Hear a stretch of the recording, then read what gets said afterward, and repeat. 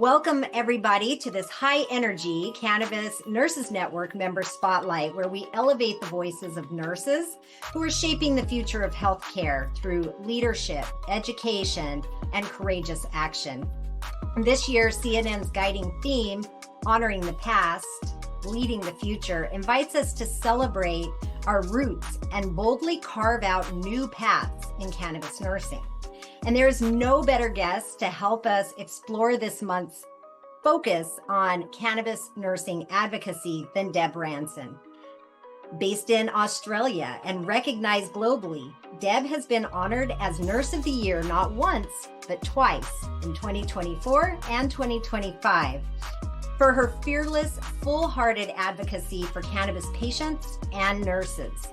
She's a policy shifter, a community builder, and a living example of what happens when one nurse refuses to stay silent in the face of injustice. So let's dive into this conversation with one of the most dynamic voices on the global cannabis nursing stage. Please welcome the unstoppable, the inspiring Nurse Deb Ranson. Oh my gosh, thank you so much, Heather. That was an amazing introduction. Hi everybody. Yep, my name is Deb Ranson. I am a cannabis nurse and a public nurse over here in Australia, and pleasure to be with you all today. It's just like our voices, they build those momentum, don't they? We don't just echo, we build it. So I think it's wonderful to be here today. Thank you so much. And Deb, You've become a leading voice in cannabis nursing in Australia. What first inspired you to take on this role of advocate, and how has your journey evolved since then? Great question. We're not here all day, so short answer is I've seen the lived experience of patients, friends, family from a really like teenage years. Patients, were coming in. I was an assistant in nursing at 17. We had hospice, palliative care, elderly, geriatric care, and it was being used then, and it was really eye-opening to see people using it as a medical use. I always thought, it's a bit of a recreational use, I guess. And to see them using medically was quite a big eye-opener. And then as my career progressed and studied and became an RN, I seen it a lot more. So it was just speaking up for those patients is where I came in, I guess, basically. And it's just gone from there. I mean, there was moments where I've always been thought of as the long-haired crazy nurse that talks about cannabis, but I just kind of kept that focus on professionalism, research, utilised you guys an awful lot overseas for research and that dynamic foundation of what cannabinoids do. And basically just kept putting things on tables for people to read in staff rooms and tea rooms, talking to doctors, mentioning things. And I'd find things in the bin a lot, but I'd just print them out again and put them back on the table. And I guess just as we grew, we had a lot of, research done in Australia, a lot of reports done that actually came out with recommendation after recommendation saying that we need to look at this as a medicine, as a raw cannabis as a medicine. And they seem to always get squashed. And there was a lot of hoo-ah about it, and then nothing would happen. So I guess as an advocacy group, and not me alone, I'm a very small cog in a large wheel, but a whole pile of different people, and mainly public, advocated for themselves and started to tell. I know, Heather, you've been to Nimbin, so that's, it started there back in the 70s, Michael Borderstone, people like that. Advocacy groups in public just went and told people that they were using it. They started to get arrested, of course, and then people would advocate for that, and it was just a roll on, and people would do petitions to Parliament. So like you guys, we've just progressed through it that way, and I've tried to keep it within my professional body and push through policies and things like that the best we can. Oh, it's wonderful. Now, as I mentioned earlier, you've been named Nurse of the Year 2 years in a row. This is an incredible achievement. I just want to congratulate you on that. It's really exciting. What do these honors mean to you? And how have they helped to amplify your message and your mission? I think what they mean is it's for the patients. I mean, an award is an award. We do what we do every day because we're helping people. It was an honour. I was absolutely blown away to win it the first time, let alone the second time.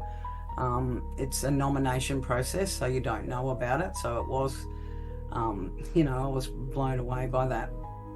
What it means is, I guess, each time that I have won it, it is deeply for the patients. I just think what I do and what is being said about me, we do it because those patients are suffering. We see them every day with those conditions. They've been, round the mill of pharmaceuticals, rebounded back again. They've been to every practitioner, and it's heartbreaking when you deal with that every day. So that, I guess I can hold it up and say, yay, I got an award, but those patients need an award because they face it every day. Driving stigma, practitioners tell them that they're drug addicts, they're drug seeking, get off cannabis, here, have these pills, and every day their life's a misery. So I don't mean to sound rude, but the award's fantastic, but we need to fix systems, not give awards to practitioners. We need to fix these systems and then give the bloody awards to the patients for putting up with the rubbish for 30, 40, 50 years of stigma. Yeah, it's hard to get up on stage and accept an award in an area that it's not fixed. We're not fixed. There's still too much cost. We can't, our patients get back to work, or they get that quality of life back. Their relationships are healed. They're off seeing their families now, seeing grandchildren they weren't allowed to see because they had an opioid addiction. There's no opioid addiction now, and their relationships are healed. Then they're told, you can't drive, we're going to arrest you and take your license off you. It's very hard to receive an award when anyway, long answer, but that's it. I love it. So, as you've alluded to, cannabis nursing and cannabis nursing advocacy definitely comes with a level of resistance.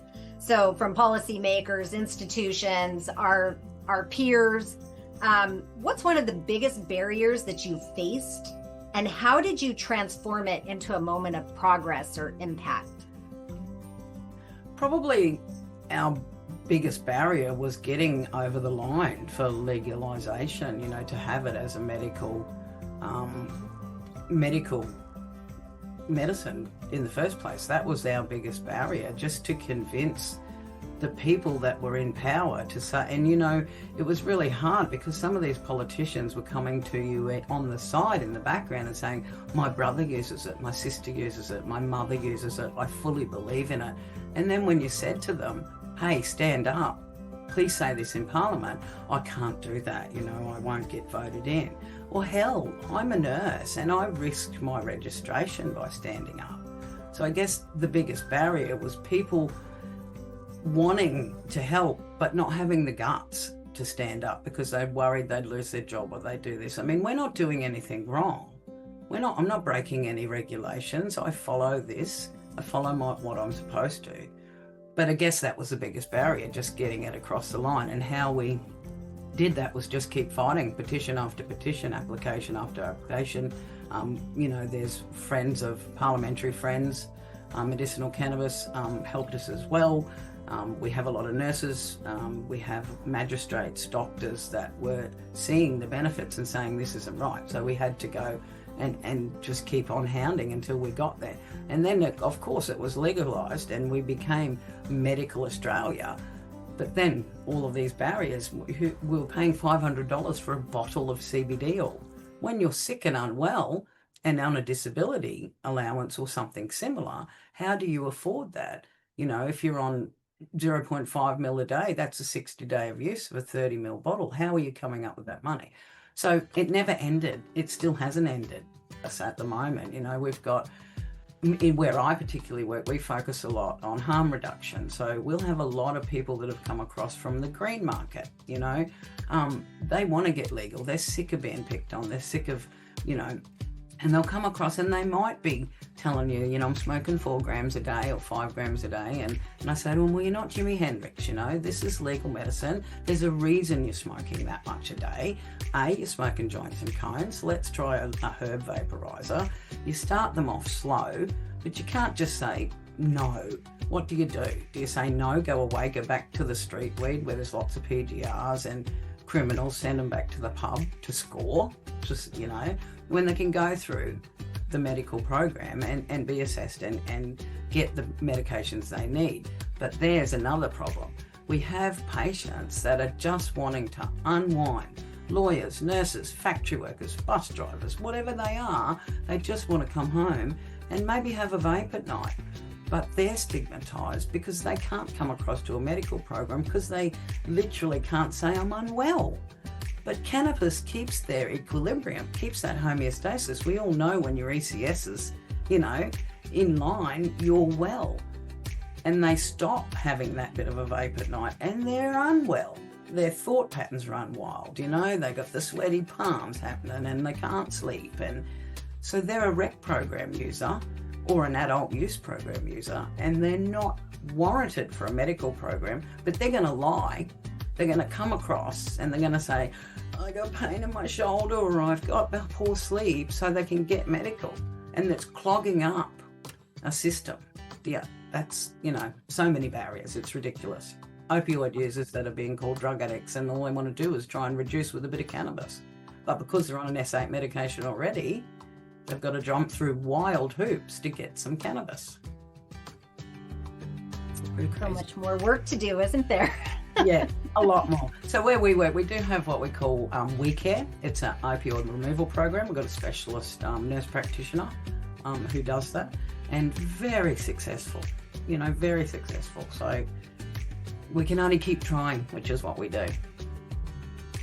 Yeah, thank you for what you do. And just kind of coming back to the advocacy in the community, how do you empower patients and families and fellow nurses to become advocates in the community? And the second part to that question would be, not only do you empower them to do that advocacy, but what advice do you give nurses who are afraid to speak up? Okay, so I work a lot in private and public space. So I have a lot of nurses call me from wards throughout the day to help patients. So maybe I guess they've come in with a 10 milligram per mil THC or blend or something, and that's run out, but they do have a 20. So the nurse kind of forgets their entire training around calculations, mathematics, all of that, and they think, oh, what do I do with the 20? So they call me and I'll go, think about it, you know, do your maths, you know, just do up half the days. Like it's quite amusing. So we advocate that way. However, for patients, I'll give you a prime example, a real scenario. Patient just recently come into hospital, had their oil taken off them. This nurse had a very big issue with cannabis because it was a history for her, a brother who had a psychosis episode, and it was really quite distressing for her, and she just didn't want to know that this patient had cannabis, not dealing with it. And so there was a very much conscientious objection there, but she went about it the wrong way. So she can conscientiously object. So my role was to advocate for her and to advocate for the patient. So there was two lines there. Had to go to the patient and sit down by the bedside and make sure, you know, this medication was legally prescribed. It had a clear label, didn't have spaghetti sauce on it. He'd had very good progress over 2 years on medicinal cannabis, had just come in for, let's just say a washout, and the medication wasn't given. So he'd been prescribed endone and other things to take instead, and was quite upset. And so went through all that, got the pharmacy, got the doctor, got it written up on the chart, got all that sorted, and then had a chat with the nurse in regards to why she felt how she did. I didn't understand that to begin with, and went right through that with her. And it was quite heartbreaking for her and totally understandable why she felt how she did. But after I explained to her and showed her our policy, the hospital has a policy, clear policy on medicinal cannabis. If it's flower, get the pharmacy up and weigh it. If it's oil, they both have to go in the DD cupboard, what we call dangerous drugs cupboard, and you have to do it out with a second nurse. Went right through that with her. She was going to go back and have a chat to the patient on another day. However, she realised where she was coming from. She wasn't ready to go straight back in there, but actually understood the policy, had no idea that they could do this, and went right through those emotions, read the policy, did a little bit of research on mental health. I gave her some stuff, proper journal, randomised trials, all sorts of things on schizophrenia, bipolar. We've got a lot of patients that this does help. So that's one scenario where that patient then had it written up on the chart, and that was actively progressed through their stay. And that nurse got some research on board, was well aware, and at this stage now she's had 3 more cannabis patients come through and is happy to deal with that. So that's one scenario. We have nursing home patients and retirement home patients who will go in for respite.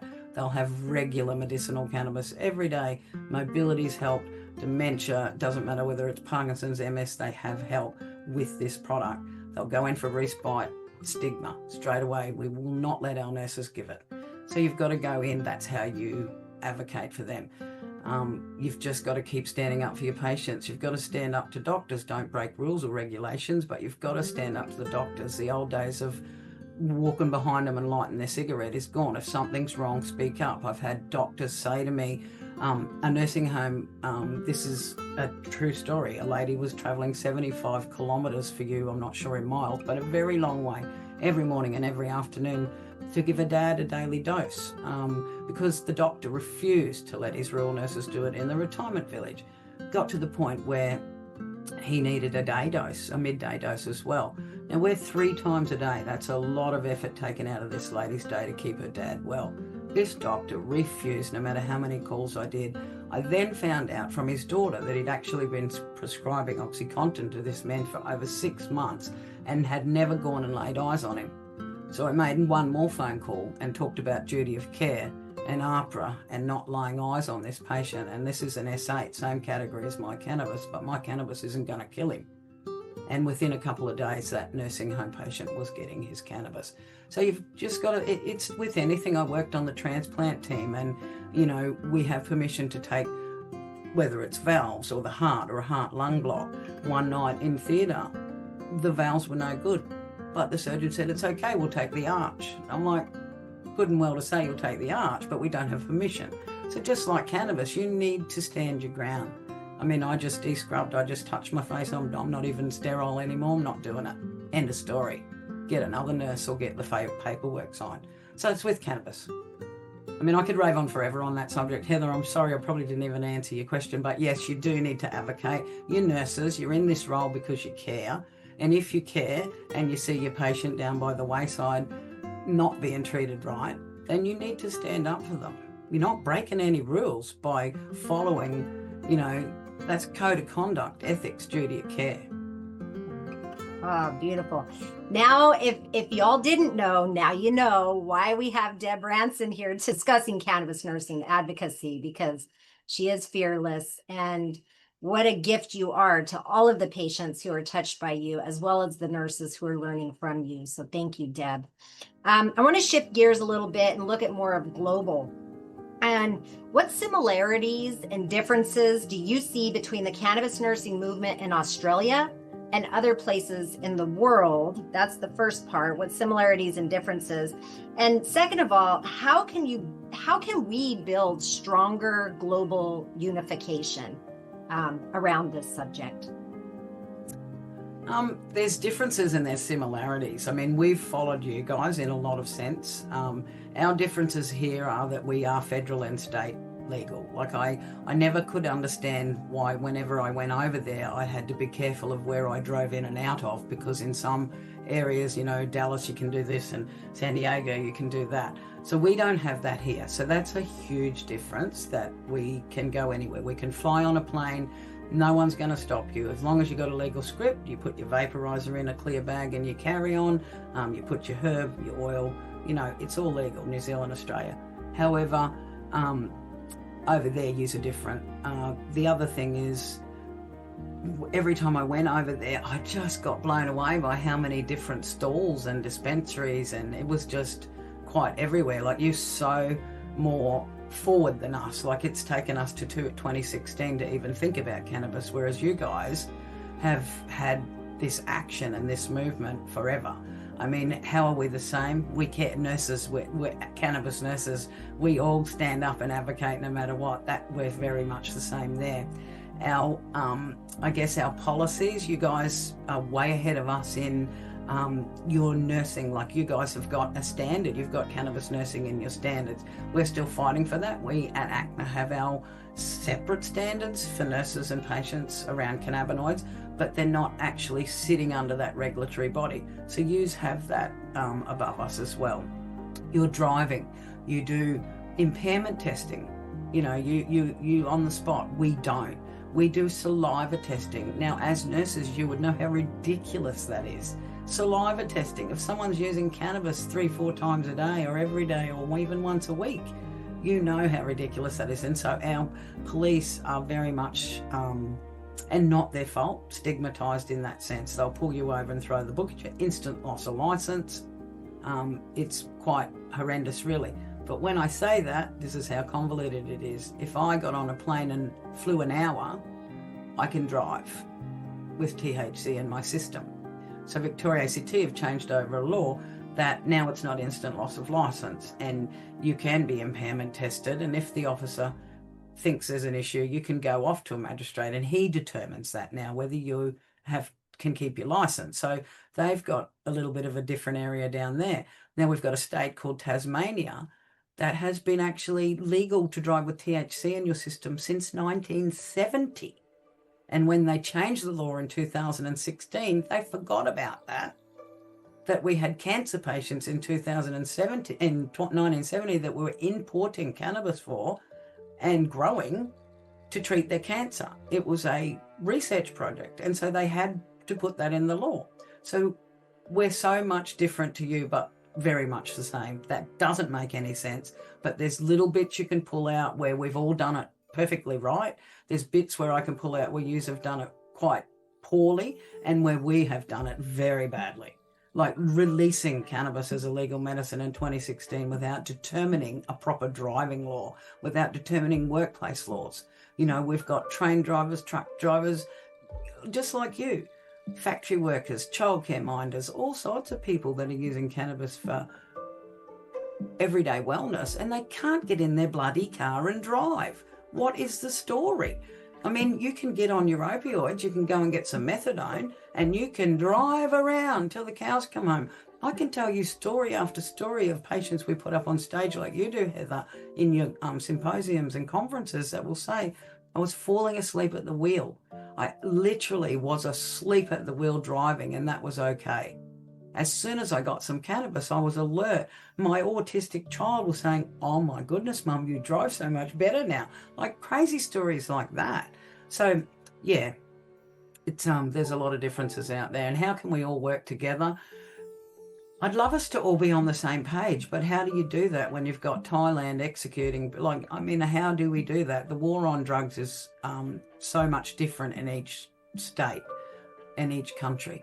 You know, look at Netherlands, look at Amsterdam. I mean, look at you guys. I mean, I can't just do what you guys do here. So how do we all get on the same page? I have got no idea. I can't even get on the same page with nursing in Australia. I mean, it's only just in the few years that we've all become under the one guideline. We used to be state to state registered. I don't know if you guys do that, but literally we don't have as many states as you, but we were state to state registered. So if you travelled from Queensland to New South Wales and wanted to work, you had to go through a whole new registration process, different pay regimes, different everything. And it was a process. It didn't just happen. Or if you were, you know, like we were all under, I was under Queensland Nursing Council. Everyone else was under their nursing council. Now we're AHPRA registered, which means we're all national body registered. I don't know. How do we get us all on the same page when half the countries can't get their nurses on the same page? Pay rates at the moment, we're going hard with politicians because they're underpaying us. They won't even meet our new EB. So we're out there about to go into industrial, like protected industrial action. And our next step is striking. Now, we haven't had to strike in Queensland for over 20 years. And this is the way the standards are.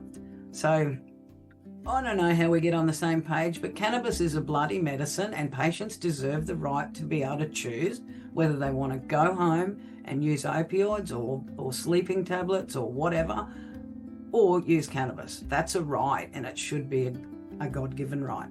It's a plant. Ah, great. I found it interesting when we came there that when you said that you actually have access in your hospitals, because that's something that here in the US we're having to do state by state to get hospitals to allow a patient to use their cannabis and only end of life. We're fighting just for end of life patients. But I know that is a difference. I was really happy to know that hospitals in Australia, even though, as you were saying, some of your nurses aren't really even aware of that. Yeah, and I mean, that's the thing. Like when I say hospitals in Australia, I'll get a call from a patient every few weeks where they've had to go off and it was taken off them. So it's not, don't think that we've got this down pat, because we certainly don't. There's lots of hospitals that don't even have a policy. So what I do is say to nurses, if you don't have a policy on cannabis, you should have one. Write one. And they're like, oh no, I don't write policies. I'm not a policy writer. I'm like, who do you think writes these policies? How do you think we got our policy, which is one of the biggest in Queensland, and best, I have to say, because it goes through everything, even through, which is another story. I'll tell you about that vaping in a minute. But if you don't have a policy, I say to them, write one. Go to your nurse unit manager or go to your director of nursing and say, we are seeing cannabis brought into this facility or hospital or community area every darn day. What are we going to do about it? It is a legal medicine. I make them aware. We hold free symposiums, free webinars. We do things all the time. I do education. Next month I've got 8 book sessions in perioperative, surgical, maternity, a ward where it's just orthopedics. So I go out there and let them know, so then they have to go off and advocate. So they do slip through the network, like that scenario I told you before. But you've also got to be open-minded. If you're a registered nurse and you don't know about cannabis as a medicine, that's a lack of duty of care to your patient.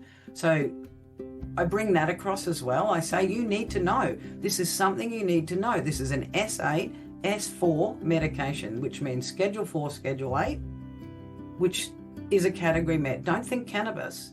Think S4, S8, okay? And so if you don't have a policy, go off and say, we need one. And be that crucial person that starts the formation of your own policy in your facility. And then, I don't know how it works in your guys' work areas, but over here we can do that. You might get squashed, but then keep going back. Do incident things, do wristbands and say, this patient brought their cannabis in again. They were actually stigmatized. It was tipped into a paper cup. Do you know how much this medicine costs? We need a policy. Bring in an educator. And that's where I come in. They'll reach out and say, hey, can you come to our area? It's pre-surge. We get a lot of patients that use it. Can you come in and do some education for our nurses? That's where I come in. And so, that's how you can help one area. I don't know if you have that availability, or you can go to your next in lines and say, we don't have a policy, let's make one. But there's only one way to find out, and that's ask. And you can be that crucial person that gets that policy in for the patient, I guess, or the patients. Yeah, very inspiring. I'm reflecting on, our theme for this year is honoring the past, leading the future. And I'm just curious, who are some of the elders or mentors, or maybe even some of the historical moments that have helped shape your path as a nurse and as an advocate? We all stand on the shoulders of giants. None of us are out here alone. No, I guess most recent, like the last 10 to 15 years, I would have to say the people themselves who've just got up on those stages and talked until someone listened. But if you want to talk advocacy, I would say Lucy Haslam, because that woman has given her soul to cannabis to get it where it is, and shed tears and blood for it. So I think I hold the deepest respect for her in the cannabinoid movement anyway, for public health and safety. She's gone the hard roads. But I have a lot of people I respect, Dee Dee Mary, Ethan Russo, but also Fred Hollows. I think Florence Nightingale. I mean, there's so many people in my life that have shaped the way I feel. And I think most of those compliments should go to my mum, because she always told me to say what I mean and mean what I say, and never, ever fold. she always said, you got a voice, use it, stand up. If there's something you believe in, don't fold with the sheep. So I guess that's just the way I've kind of tried to live my life and stand up for the guy that's always down in the shallows, not being helped. We've got to find out why people are in that river. We can't just keep fishing them out at the end. We've got to find out why they're falling in. And I think it all goes back to the ECS. That's got, I know I'm off track here, but the ECS being dysfunctional, that deficiency really sets up someone to fail physically, mentally, in life. You've got to have that homeostasis or your body's going to collapse. And without your body, you can't help another soul. So I guess, all of those people must have had something in them to keep on going to where they are now. Hey, I mean, half of them are gone, but I mean, they really pushed the boundaries. And that's what we've got to do as nurses, because we didn't wake up one day and go, I'm just going to help people. It was built into us somewhere. It's come from somewhere. And that fire in your belly, it doesn't go out if you care for patients. I mean, look at here, 1 in 5 Australians don't even know cannabis is legal. And they'll tell me when they get to me finally, I've tried it. I don't want to try your CBD oil. Oh, where did you try it? I got some at the newsagent. No, that's hemp oil. And that's a whole nother conversation. 0.3%, my man. That is not any cannabinoid in there of quality to you. Yes, it's great food source. It's great omega. Yes, it's awesome. But, we got so much education to do here. It's quite incredible, really. Yeah. So let's look ahead a little bit, looking into the future. 5 to 10 years, what is your boldest vision for cannabis nursing? And what does true success look like to you? Workplace discrimination fixed. Our all those workplace laws. We've got big companies that are just putting blanket use on cannabis. No, that's it. But I don't see them blanket use in morphine or blanket use in opioids or blanket use in diazepam. So I'd like to see in 10 years that it's no driving law, no lip swab, because we all know that that's not going to work. There's no pee in the jar, because we all know that any cannabis patient's going to go over 50 UG instantly. I reckon I'd probably be about 4,000. So I'd be instantly failing those work tests, The mental health resistance, I want to see it accessed as a first line for mental health. So they're not going through 20 anxiolytics or antipsychotics or whatever. Sure, there's people predisposed, but we need to work out a way to save them too, Drug driving laws, as I said, we've got to work that out. I think the end game would be just to have this as a plant medicine for people that want to have a medical regime, but we also need an adult use program here. So I want to see I want to see it next week, not in 15 years, Heather. We need this happening now. We need to have proper medical program that is cost associated down, PBS listed at least, if you're not going to accept it as just a plant medicine that we can go and get through an easy process, not having to jump many hoops. Sure, if you've got schizophrenia or bipolar, don't turn you away, but put them through a consultant process, a little bit more stringent, but let's just keep it safe for everybody. So 15 years, better, no driving laws that stigmatise my patients. I want people to be able to go to work and have used that the night before and not have to pee in a jar to say, I'm work safe. Well, before you knew about cannabis, was I work safe? Yes. I've been getting awards for bloody Employee of the Month for the last 10 years or whatever it is. And now because I've got cannabis, I'm a bad employee. All that needs to stop. All the stigma needs to stop. Cannabis just needs to be treated as what it is, a very safe, one of the world's safest, highest safety profile medicines or adult use in the world. We were speaking earlier too, and I said, one of the things that baffles me is, how much effort is put in battling against this plant. It's a plant. I don't understand, I have to come down to that fundamental, why is there so much stigma and resistance against this plant? And We have it here too, don't you worry. We get those same policies. The journal article out last week, as we said, cannabis causes strokes and heart attack. Research that. Research the heck out of that. If you read something that goes, oh my goodness, I didn't know that about cannabis, see who paid for that study first before you make your judgment. See who was behind that. Because over here, one of our biggest people behind cannabis being legitimately used and road rules changing, guess who that is? Those bloody swab people. The people that make the swabs for your mouth. They're going to lose so much money because of the war on drugs. They're making millions. So, the research, it's so poor when you get a headline saying marijuana causes psychosis. There is no background to that, and there's no information to let them know that there can be issues for some people if they're predisposed, but it doesn't outrightly count them out. We have a lot of patients with mental health issues that do use cannabis successfully, and they have decreased some anxiolytics, antipsychotics. They work with their psychiatrist and their cannabinoid practitioner, and probably their cardiologist as well, and their psychologist. It's about bringing everybody into it, I guess, and all the research in the world can put up its propaganda, but if you are a nurse, you need to look at the research and what its value is before you judge it and then judge a patient. Read the research, not just the headlines, right? And if I send something, if a doctor says something to me, or they send me back a letter after I've sent a follow-up letter saying, I don't believe this, blah, blah, blah, I'll send them off, critiqued journal articles on something, and 9 out of 10 times I get back, oh my goodness, have you got anything else like this?